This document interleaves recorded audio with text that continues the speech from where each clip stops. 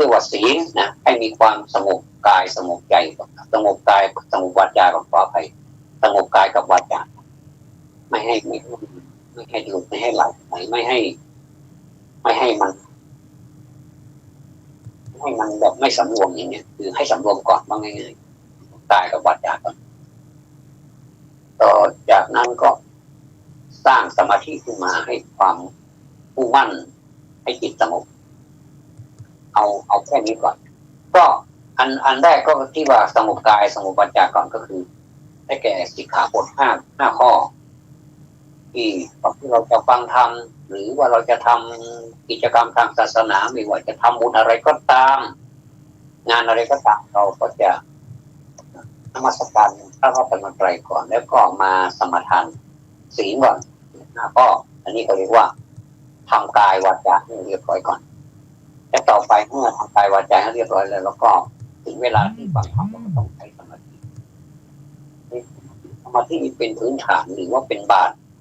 เป็นทางขึ้นลงของปัญญาถ้าปัญญาก็คือสองทางคือโลกิยปัญญาแล้วก็โลกุตระปัญญาทีนี้เมื่อเรารวบได้ทั้งหมดเนี่ยทั้งโลกิยปัญญาโลกุตระปัญญานี่ตอนนี้สบายแล้วตอนนี้เราจะไปฟังธรรมที่ไหนเราก็ไม่รู้สึกเกิดไม่รู้สึกดาบไม่รู้สึกเขาเรียกว่าไม่เบื่อไม่ละอาก็คืออยากจะฟังไม่ว่าจะเป็นฟังทำยาวหรือไม่ยาวอย่างไรนี้เรารับได้ไม่ได้เสียแซงฟังแต่เราฟังด้วยความตั้งใจเราสังเกตดูนะอันไหนที่เป็นแบบจำใจต้องฟังอันไหนที่ไม่จำใจต้องฟังมันมีความแตกต่าง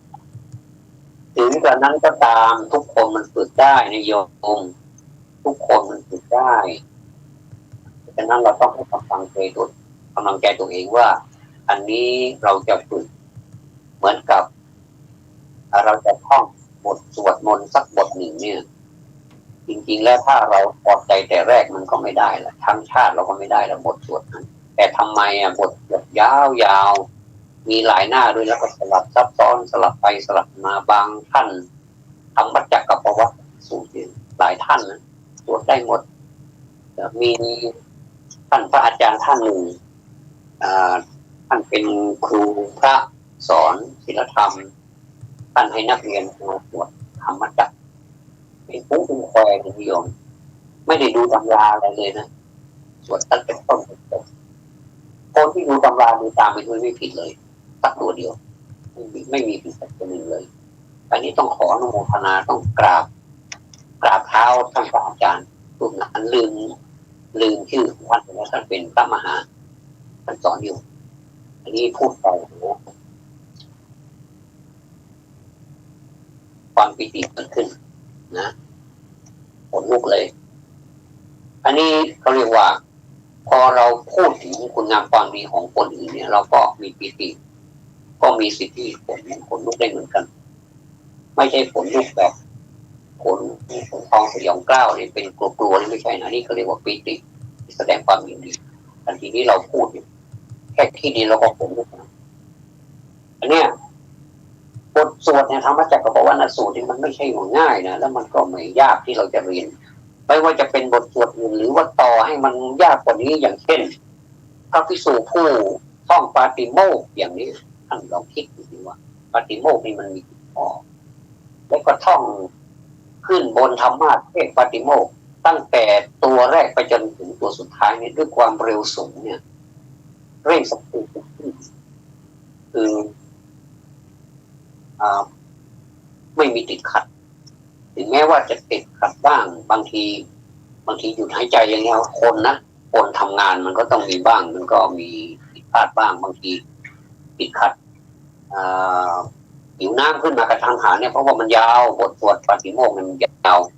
ก็เลยแวะกินน้ำหน่อยเนี่ยกินน้ำเอาลืมว่า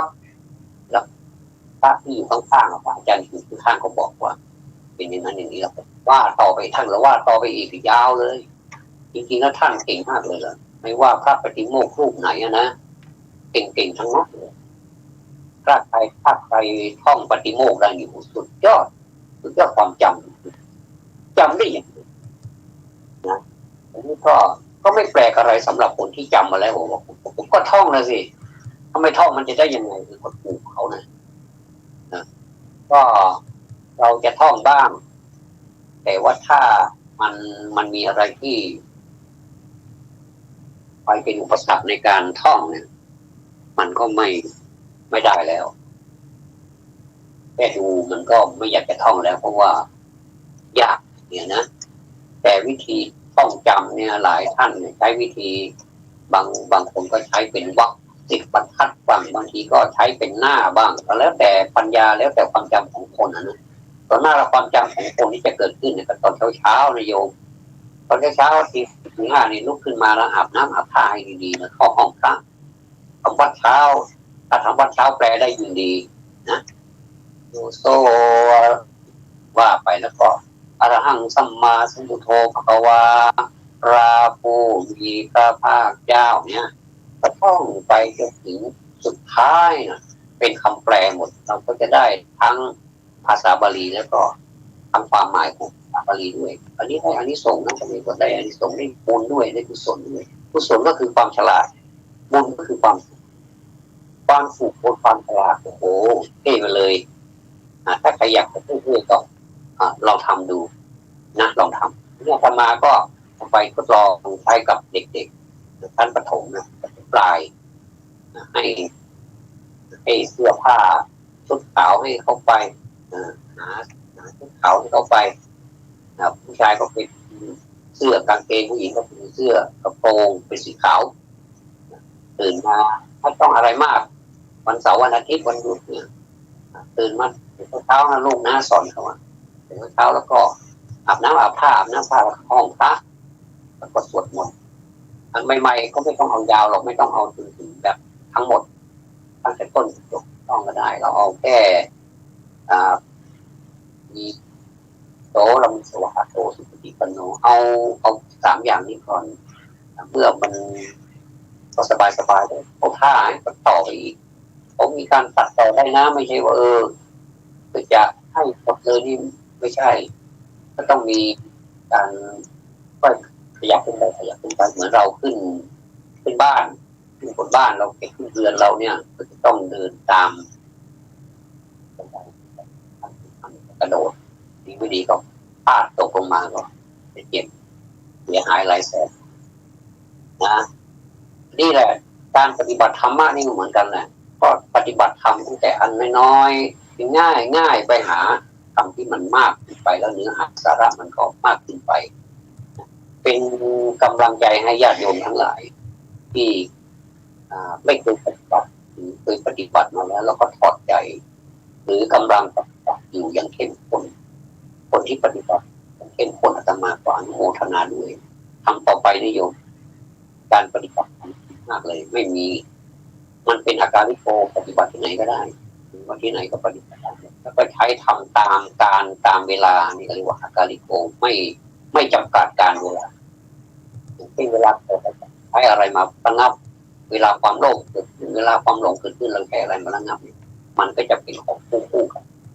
เนี่ยนะวันนี้ได้ดำเนินรายการมาจนถึงช่วงสุดท้ายของรายการแล้วขออนุโมทนาท่านทั้งหลายที่รับฟังตั้งแต่ต้นจนจบร่วม1 ชั่วโมง 60 นาที